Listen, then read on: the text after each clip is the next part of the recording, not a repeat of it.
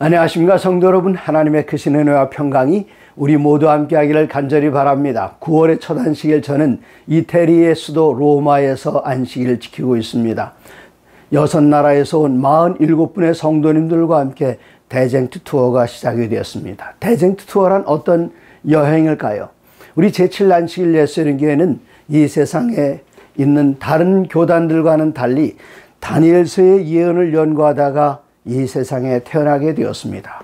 마태복음 24장 14절에 예수님께서는 이 천국복음이 모든 민족에게 증거되게 하여 온 세상에 전파되리니 그제야 끝이 오리라. 24장 14절입니다. 재림징조의 마지막 징조는 복음이 땅끝까지 전파되는 것인데, 바로 24장 14절 그제야 끝이 오리라 이어 나오는 다음 절이 15절입니다. 그러므로 선지자 다니엘의 말한 바, 멸망에 가증한 것이 거룩한 곳에 선 것을 보거든 읽는 자는 깨달을진저. 예수님께서는 재림의 징조와 함께 특별히 이 마지막 때는 다니엘서를 읽고 깨달으라, 그렇게 말씀하셨습니다. 다니엘서에 나오는 많은 예언들이 있는데 거기에 연대와 관계된 그 예언들 아주 중요합니다. 이 연대와 관계된 예언들을 해석하는 데 있어서는 여러 가지 견해가 있습니다. 어떤 교단에서는 과거주의, 이건 옛날에 다 이루어졌다. 어떤 교단은 미래주의, 이건 앞으로 날 것이다. 이상주의, 영적인 의미가 이렇다, 그렇게 해석하지만 이 역사주의적 해석은 우리들만이 하고 있는 해석인데, 역사가 진행되면서 어느 때 이러한 사건이 성경 예언을 성취시키면서 일어났고 앞으로는 이렇게 진행될 것이다, 바로 그것이 역사주의적 예언 해석인데 우리만 그렇게 하고 있습니다. 그런데 예를 들어서 다니엘서 7장을 비롯해서 성경 몇몇 곳에 7번이나 등장하는 한때 두때 반때 혹은 42달 1260년에 관한 기간은 기원 538년에 시작해서 1798년에 끝납니다. 대쟁트 투어란 바로 그 현장을 방문해서 538년 이 장소에서 이런 사건이 있으면서 1260년이 시작되었고 1798년 2월달 바로 이 장소에서 교황 비오 6세가 프랑스의 베르시에 장군에게 포로되면서 1260년 기간이 끝났다, 그것을 보여주는 현장에서 우리들은 이야기를 하기 때문에 대쟁트 투어에 참여하는 많은 분들은 한 번, 두 번 계속 오시는 분들이 있습니다. 왜 그런가 하면 이 여행을 통해서 예언으로 교회를 인도하시는 하나님의 손길을 분명하게 체험하기 때문입니다. 오늘 우리들은 이제 다시 출애굽기로 돌아가서 이번 한 기 동안 출애굽기를 공부하는데, 오늘은 그 10번째 시간으로 언약과 하나님의 계획이라는 제목으로 말씀을 나누겠습니다. 저는 여러 해 동안 선교 관련 일을 했는데, 선교사들 훈련시킬 때는 빠지지 않고 제일 먼저 하는 이야기가 Mission is communication. 선교는 소통이다, 그렇게 이야기를 합니다. 이 소통에는 두 가지가 있는데, 하나는 수직적인 소통, 나와 하나님과의 관계, 수직적으로 위아래로 소통하는 것.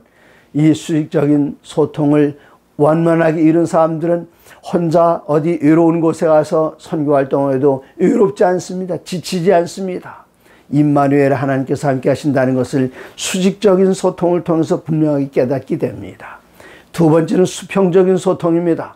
나와 관계된 여러 모든 나를 파송한 기관, 그리고 현재의 교회 조직, 그리고 나를 후원하는 여러 선교단체들이나 성도님들, 그들과 끊임없이 교통하면서 선교의 동력을 얻는 것입니다. 그래서 Mission is communication. 선교는 커뮤니케이션, 소통이다. 수직적인 소통, 수평적인 소통. 그런데 오늘 배우는 교과를 보면 여기에 수직적인 소통이 있습니다. 하나님께서는 수직적으로 위에서 우리를 향해서 계속 접근하려고 하시고 나누려고 하십니다. 그래서 창세기 1, 2장 천지창조를 보면은 하나님께서 우리를 만나기 위한 안식일이 제정되었고, 수평적인 소통, 하나님께서는 인류를 지으셔서 이 모든 인류가 하나님 안에서 함께 협력해서 하나님의 뜻을 이루게 되어 있습니다. 오늘 출애굽기 24장을 펼치시면 24장 1절입니다. 또 모세에게 이르시되 너는 아론과 나답과 아비후와 이스라엘 장로 70명과 함께 여호와께로 올라와 멀리서 경배하고, 그리고 그들은 저 아래에 두고 모세 너 혼자만 올라오라 하고 말씀하셨습니다. 백성들은 내게 가까이 하지 말라. 그리고 하나님께서는 이 모세에게 법을 주셨고 이 모세는 돌아와서 백성들에게 하나님께 주신 법을 율례를 전합니다. 24장 3절입니다. 모세가 와서 여호와의 모든 말씀과 그의 모든 율례를 백성들에게 전하매 그들의 반응은 무엇입니까? 그들이 한 소리로 응답하되 여호와께서 말씀하신 모든 것을 우리가 준행하리이다. 네, 그대로 하겠습니다. 좋은 얘기입니다. 4절 모세가 여호와의 모든 말씀을 기록하고 이른 아침에 일어나 산 아래에 제단을 쌓고 이스라엘 12지파대로 기둥 12개를 세우고 그리고 하나님께 제사를 드리기 위해서 번제와 화목제를 드리기 위해서 소를 잡았습니다. 그리고 그 소의 절반은 번제단에 여기 화목제 제단에 뿌리고 나머지 절반은 하나님의 백성들 향해서 뿌렸습니다.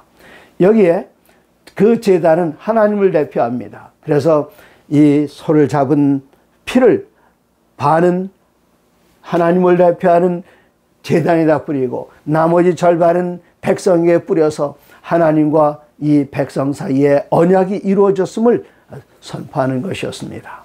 하나님께서는 우리에게 접근하셔서 끊임없이 관계를 유지시키고 관계를 맺으려고 합니다. 사랑이란 관계를 기초로 합니다. 관계가 없다면 사랑도 이루어질 수 없습니다. 그래서 하나님께서는 계속해서 우리에게 다가오시고 접근해 오실 때에 우리도 하나님께로 나가서 하나님을 만나야 하는 그런 경험이 필요한데 여기 출애굽기 24장에서는 언약이라는 관계를 통해서 설명을 해주고 계십니다. 또 7절에 보시면은 언약서를 가져다가 백성에게 낭독하여 듣게 하니 그들이 이르되 여호와의 모든 말씀을 우리가 준행하리다. 이 짧은 문단 속에서 두 번씩이나 하나님의 백성들이 하나님 앞에 서원하는 장면이 나타납니다. 우리가 말씀하신 대로 그 율례와 법도를 따라서 그대로 다 준행하겠습니다. 그 언약은 피로 맺은 언약이었습니다. 이제 이런 선언이 있은 다음에 9절에는 모세와 아론과 나답과 아비후와 이스라엘 장로 70인이 올라가서 이스라엘의 하나님을 뵈니 물론 하나님의 모습을 직접 바라본 것은 아니라 하나님의 영광이 임한 것을 보았을 것입니다. 그의 발 아래에는 청옥을 편듯하고 하늘같이 청명하더라. 하나님이 이스라엘 자손들의 존귀한 자들에게 손을 대지 아니하셨고 죽이지 아니하셨다는 것입니다. 하나님의 영광을 보고 살아날 사람들이 없지만 하나님께서는 이스라엘 백성들의 대표들의 생명을 보존하셨습니다. 그것뿐이 아니었습니다. 한 걸음 더 나가서 그들은 하나님을 뵙고 먹고 마셨더라. 이 사람들이 시내산을 향하여 올라갈 때 음식을 싸들고 올라갔을까요? 아닙니다. 하나님께서 준비하신 하늘의 음식이었을 것입니다. 거기서 먹고 마셨더라. 얼마나 아름다운 교제입니까? 이 먹고 마시는 것은 중요한데 여러분 데이트하실 때, 연애하실 때에 빠지지 않고 가는 곳이 있습니다. 저 공원에도 갔을 테고 산에도 가고 들로도 가고 여러 곳 박물관에도 같이 가고 그렇게 하셨겠습니다만은 빠지지 않고 반드시 가는 곳 어딘가 하면은 좋은 음식점에 가서 먹는 것입니다. 사랑하는 사람들은 같이 먹기를 즐거워합니다. 미워하는 사람과 같이 식사를 하면 체할 수밖에 없습니다. 누군가 중요한 계약을 위해서 상담을 할 때에 그때 식당에 가서 같이 식사하면서 이야기를 나눕니다. 그리고 사랑의 관계가 다 이제는 이루어져서 두 사람이 하나로 합치려고 할 때에 양가의 가족들이 함께 모이는 상견례 어디서 합니까? 꼭 먹는 자리에서 우리들은 상견례를 합니다. 근데 하나님께서 여기 이스라엘 자손들의 대표들과 함께 먹고 마셨습니다. 우리들은 이 말씀을 읽을 때에 요한계시록 3장에 있는 말씀이 기억납니다.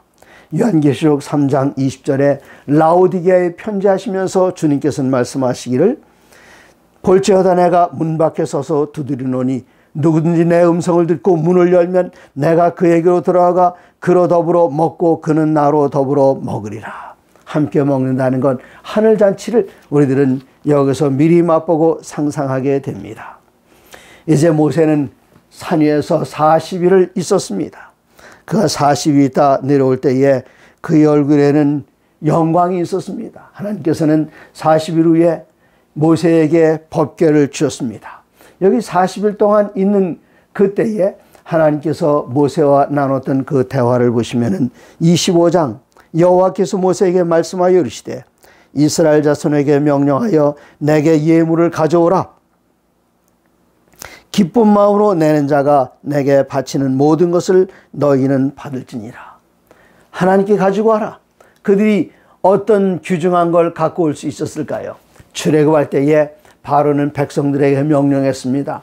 이스라엘 사람들을 빨리 보내지 않으면 우리가 다 망하겠다. 그러니까 빨리 430년 동안 묵은 임금을 빨리 내주자면서 그들이 가지고 있는 가장 귀한 보물들, 어떤 여인들은 결혼 반지를 갖고 왔고 귀걸이, 코걸이, 목걸이, 이 몸에 쓰는 장식품들, 뭐 팔찌, 반지 이런 것들을 갖고 와서 산더미처럼 쌓는 것을 가지고 이제 이스라엘 백성들은 그것을 가지고 출애굽을 했기 때문에 그들에게는 금은 보화가 많이 있었습니다.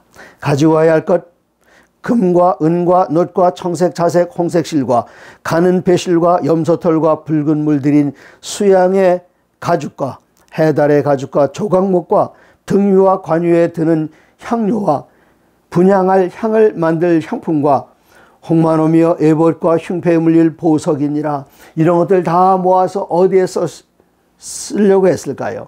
8절 중요합니다. 내가 그들 중에 거할 성소를 그들이 나를 위하여 짓되, 하나님께서는 성소를 지으라고 말씀하십니다. 성소란 어떤 장소인가 하면은 하나님께서 여기서 분명하게 말씀하신 것처럼 내가 그들 가운데 거할 성소를 지으라. 하나님께서는 우리 가운데 우리와 함께 계시기를 정말 소원하십니다. 그런데 하나님께서 계시는 장소는 얼마나 넓은 장소여야 할까요? 여기 솔로몬은 하나님께 성전을 봉헌하면서 열왕기하 8장 27절에 이런 표현을 했습니다. 열왕기하 8장 27절 하나님이 참으로 땅에 거하시리까 하늘과 하늘들의 하늘이라도 주를 용납하지 못했거늘 하물며 내가 건축한 이 성전이오리까. 휘황찬란하게 크고 웅장한 장엄한 건물을 지었지만 어떻게 하나님께서 하늘들의 하늘도 감당하지 못할 만큼 위대한 하나님이신데 이 솔로몬의 성전에 거할 수 있겠습니까? 그렇게 기도드렸습니다. 근데 이 성막은 솔로몬의 성전보다 훨씬 적습니다. 이동식 성전이었기 때문에 훨씬 적었지만 하나님께서는 우리들 가운데 계신다는 사실을 여기 주위에 진치고 있는 이스라엘 백성들 200만 명들에게 눈으로 보여주시기 위해서 성소를 짓게 하시고 우리 하나님의 영광이 그곳에 머물렀습니다. 이 성소는 어떤 것일까요? 여기 10절부터 22절에 오면은 성소에 관한 아주 세밀한 내용들이 정확하게 잘 기록이 되어 있습니다. 이 성소는 우리 하나님의 영광을 드러내는 것이고 임재하심을 드러내는 것이기 때문에 히브리서 9장 11절에는 이렇게 설명합니다. 히브리서 9장 11절에 말씀하시기를 그리스도께서는 장차 좋은 일의 대제사장으로 오사 손으로 짓지 아니한 것 곧 이 창조에 속하지 아니한 더 크고 온전한 장막으로 말미암아 이제는 염소와 송아지의 피로 하지 아니하고 오직 자기의 피로 영원한 속죄를 이루사 단번에 성소에 들어가셨느니라. 이렇게 말씀하셨습니다. 그러면 성소는 어디에 있는 성소일까요? 이 땅에 있는 성소에 들어가시지 않으셨습니다. 예수님은 레위지파가 아니라 유다지파이기 때문에 성소에 들어가는 일이 없었습니다. 그러나 예수님께서는 멜기세덱의 반차를 좇은 하늘나라의 대제사장이기 때문에 성소에 들어가셨습니다. 그러나 이 땅의 성소가 아니라 하늘 성소에 들어가셨습니다.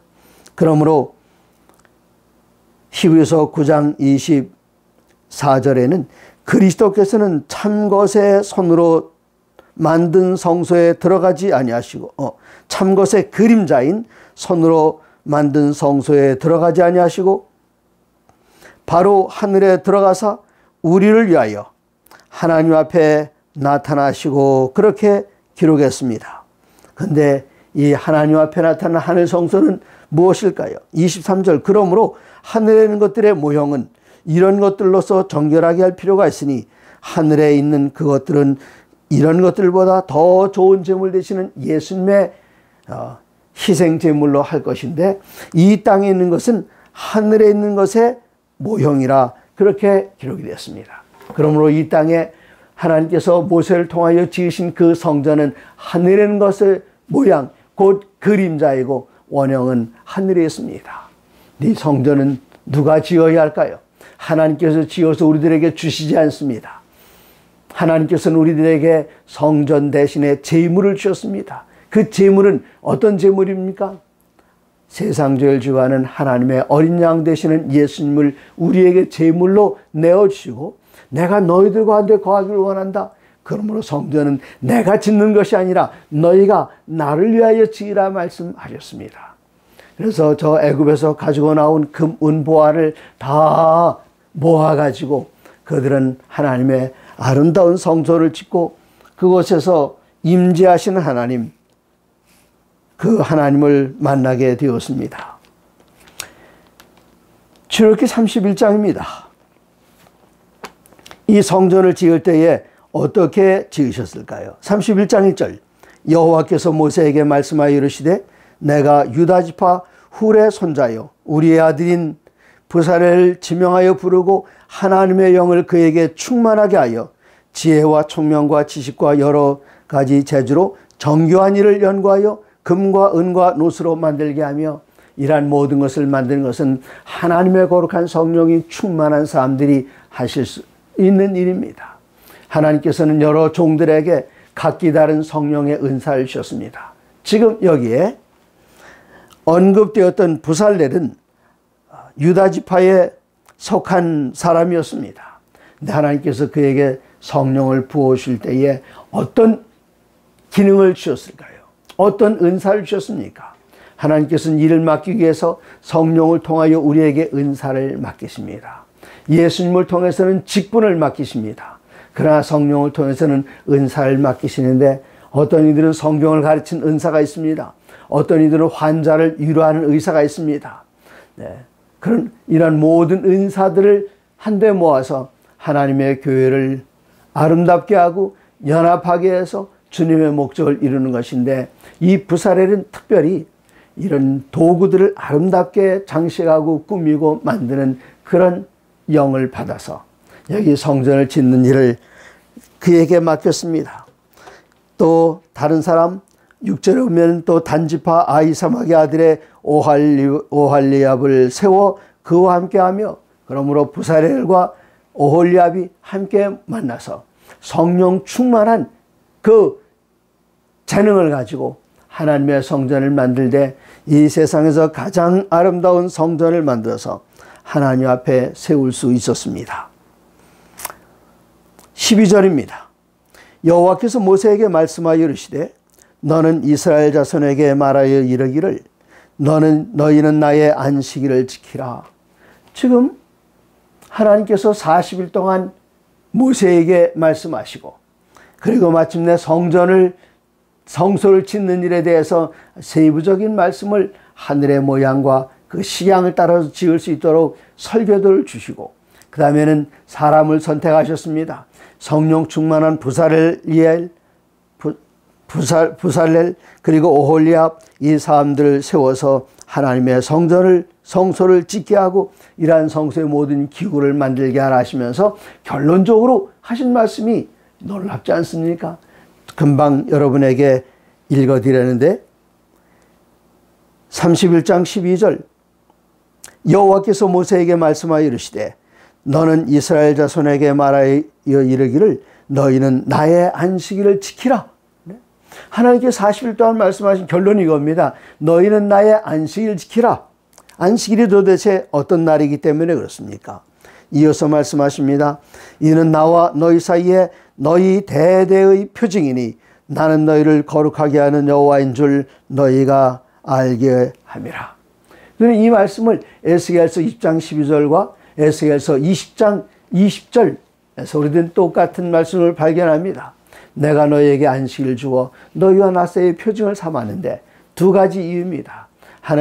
하나는 내가 너희를 거룩하게 하는 여호와인 줄 알게 하려. 또 다른 하나는 내가 너희 하나님 여호와인 줄 알게 하려 하여. 그래서 내가 하나님을 안다. 그럼 하나님을 아는 증거는 바로 안식일입니다. 그리고 하나님께서 건져낸 특별한 백성, 거룩한 백성, 오직 하나님께 구별된 백성, 그것을 우리가 무엇으로 합니까? 하나님께서는 우리에게 증명서를 주십니다. 여기 금방 들으셔서 다 아시고 계시겠습니다마는 나와 너희 사이에 너희 대대의 표징이요 나는 너희를 거룩하게 하는 여호와인 줄 너희가 알게 하려 함이라. 하나님께서 우리를 거룩하게 하셨다는 증거를 어떻게 알 수 있습니까? 증거가 무엇입니까? 하나님께서는 안식일을 우리에게 주셨고 우리가 안식일을 지킬 때에 네가 지금 안식일을 지키고 있지 않느냐? 그것이 무슨 뜻인 줄 아느냐? 내가 너를 이 세상에서 특별히 뽑아내어서 거룩하게 구별해 있다는 뜻이다. 여러분, 하나님께서 여러분을 사랑하신 줄 믿으십니까? 하나님께서 여러분을 선택하신 것을 믿으십니까? 하나님께서 여러분들을 사용하시기로 당신의 영광을 위하여 쓰시기로 선택하셨다는 사실을 믿으십니까? 그것을 믿으신다면 그렇게 하셨다는 표가 우리의 삶 속에서 드러나야 하는데 그것이 바로 안식일 준수입니다. 이것은 제가 하는 얘기가 아니죠. 성경에 분명히 기록되어 있습니다. 모세가 시내 산에 올라가서 40일 동안 하나님과 이야기를 나눴을 때에 하나님께서 모든 율례와 법도와 규례를 다 말씀하셨고 마지막으로 하신 말씀이 안식일에 대한 말씀입니다. 14절 너희는 안식일을 지킬지니 이는 너희에게 거룩한 날이 됨이니라. 이 날은 거룩한 날입니다. 우리에게 거룩한 날입니다. 그런데 이 날은 나의 안식일이 아니라 하나님의 안식일이기 때문에 우리가 이 안식일을 바꾸거나 더럽힐 수 없습니다. 안식일이 패하는 날도 있습니다. 그때는 언제인가 하면은 하나님께서 안 계시는 날, 돌아가시는 날, 그 날은 안식일이 없어지지만 하나님께서 살아계시는 동안 안식일은 하나님께서 우리를 위하여 온전하게 하시고 우리를 창조하시고 우리를 구속하시고 거룩하게 구별한 그 기념으로다가 안식일을 주셨기 때문에 이 안식일을 지키는 이들은 하나님의 거룩한 은혜와 축복 가운데 기뻐하고 즐거워할 것입니다. 15절입니다. 엿새 동안은 일할 것이나 일곱째 날은 안식일이냐가 아니라 안식일 앞에 형용사 하나 붙어 있습니다. 그 형용사가 무엇일까요? 엿새 동안은 일할 것이나 일곱째 날은 큰 안식일이니. 우리들은 일주일에 한 번씩 그냥 안식일도 아니고 큰 안식일을 맞이하게 됩니다. 이것은 여호와께 거룩한 것이라. 하나님께 거룩한 것이기 때문에 우리는 이 안식일에 손댈 수가 없습니다. 함부로 안식일을 무시할 수도 없고 짓밟을 수도 없습니다. 하나님께 속한 거룩한 것이어서 우리는 이 안식일을 존중하고 하나님의 뜻대로 그 날을 지켜 하나님께 영광을 돌립니다. 이어서 말씀하십니다. 안식일에 일하는 자는 누구든지 반드시 죽일지니라. 안식일은 생명의 기념일로 주어졌습니다. 출애굽기 20장 11절에는 안식일을 지켜야 할 그 이유에 대해 설명하시는데 이는 나 여호와가 엿새 동안에 하늘과 땅과 바다와 그 가운데 모든 것을 만들고 하늘, 땅, 바다 모든 것 만들었다는 것은 그냥 돌멩이에 만들었다 아니면 별을 만드셨다 그런 뜻이 아니라 그 가운데 있는 것들에게 생명을 주셨다는 뜻입니다. 그러므로 이 생명의 기념일인 이 안식일을 지키지 않을 때에 하나님께서는 말씀하시기를 안식일에 일하는 자는 누구든지 반드시 죽일지니라. 그런데 요즘 안식일 안 지켰다고 죽는 사람 보셨습니까? 못 보시죠? 그럼 우리는 어떻게 될까요? 안식일 안 지켜도 된다? 그것이 아닙니다. 안식일을 지키는 사람들에게 하나님께서 약속하신 것은 대대로 영원한 언약을 삼을 것이라. 이는 나 여호와가 나와 이스라엘 자손 사이에 영원한 표징이며 나 여호와가 엿새 동안에 천지를 창조하고 일곱째 날에 일을 마치고 쉬었음이니라 하라. 여기 쉬었다는 것은 아이고 피곤해 쉬어야겠다 그런 쉼이 아니라 이 날은 우리가 광복절날 쉬죠. 3.1절날 쉽니다. 한글날 쉽니다. 왜 그렇습니까? 한글날이니까 아이고 피곤해라 그래서 쉬는 것입니까? 그렇지 않습니다. 그 날을 경축하는 것, 특별한 일이 있었기 때문에 8월 15일 우리나라가 자유해방된 날입니다. 그것을 경축한 날이기 때문에 쉽니다. 3.1절 독립을 쟁취하기 위해서 온 민족이 다 일어났습니다. 그것을 기념하기 쉽니다. 10월 9일 한글날, 바로 그날 세종대왕께서 한글을 창제하시고 오늘날 우리가 이런 문화와 문명을 누리게 된 것 감사하면서 그날 쉽니다. 피곤해서 쉬는 것이 아니라 경축하기 위해서. 하나님께서는 일곱째 날 왜 쉬셨다고요? 하나님께서 피곤해서 쉬신 것이 아니라 그날 여러 날들 가운데 하나씩을 뽑아서 거룩하게 구별해내시고 이 날은 나의 날이다. 천지를 창조한 것을 기념하는 날이다. 그리고 신명기 5장 15절에 또다시 안식일 지켜야 할 이유를 나는 너희를 종되었던 애굽 땅에서 나의 강한 손과 편팔로 건져냈다. 그러므로 안식일을 기억하라고 말씀하십니다. 기억해야 합니다. 안식일을 기억해야 합니다. 그리고 31장은 다음 절 18절에서 끝나는데 여호와께서 시내산 위에서 모세에게 이르시기를 마친 때에 증거판 둘을 모세에게 주시니 이는 돌판이요 하나님이 친히 쓰신 것이더라. 여기 친히 쓰신 것이더라고 그 밑에 나뉘어지게 보면 손가락으로 그렇게 표현되었습니다. 십계명은 하나님께서 손가락으로 쓰셨습니다. 이 성경에 하나님께 직접 글을 쓰셨던 경우들이 몇 번 나오는데 다니엘서 5장에 하나님께 직접 글을 쓰시죠. 벨사살 왕이 잔치자리를 벌이고 있을 때에 손가락이 날아오면서 벽에다가 메네 데겔 우바르신 그 손가락을 쓰였지만 지금 남아있지 않습니다. 또 있습니다. 신약성경에 보면은 예수님께서 가늠하다가 현장에서 붙잡혔던 그 여자를 바리새인들이 예수님이 발에 내동댕이 쳤을 때에 예수님께서는 땅바닥에 쓰셨습니다. 그리고 일어나 말씀하시기를 누구든지 죄 없는 자가 먼저 돌로 치라. 네. 그때 쓰셨습니다. 그리고 지금 무슨 내용으로 쓰였는지 우리는 아는 사람이 없어요. 다 지워졌지 않습니까? 하지만 우리 머릿속에 있고 우리의 마음속에 그 놀라운 역사는 기록되어 있습니다. 그러나 이런 것들은 다 지워지고 없어져도 돌 위에 쓴 하나님의 약속 그리고 그 가운데는 안식일 이것은 영원 불별합니다. 종이는 달아도 양피지는 달아도 돌은 닳지 않는다는 개념으로 이것을 돌 위에 쓰셔서 우리에게 지키라고 먼저 우리가 그 앞에서 보셨던 것처럼 신명기 4장에서 우리는 봤습니다. 하나님께서 십계명을 반포하시고 지키라 명령하시고 우리에게 주셨는데 십계명이요. 이 십계명은 우리들이 준수해야 할 것으로 그렇게 기록이 되어 있습니다. 이 십계명 한가운데 있는 계명이 바로 네 번째 안식일 계명이기 때문에 40일 동안 시내산에서 하나님과의 대화를 마치고 내려오는 그곳에 바로 하나님의 백성들이 있었고 그들에게 주셨던 그 명령이 바로 안식일 지키라는 것이었습니다. 사랑하는 성도 여러분, 우리가 하나님의 이 귀한 말씀 들으면서 하나님께서 우리와 함께 언약 관계를 유지하기를 원하시고 그 관계 속에서 당신의 사랑을 우리에게 표현해 주시는 것처럼 우리들도 이 관계 속에서 우리의 사랑을 하나님께 표현해 주시기를 하나님께서는 간절히 소원하고 계십니다. 사랑하는 성도 여러분, 하나님의 모든 말씀으로 사시기 바랍니다.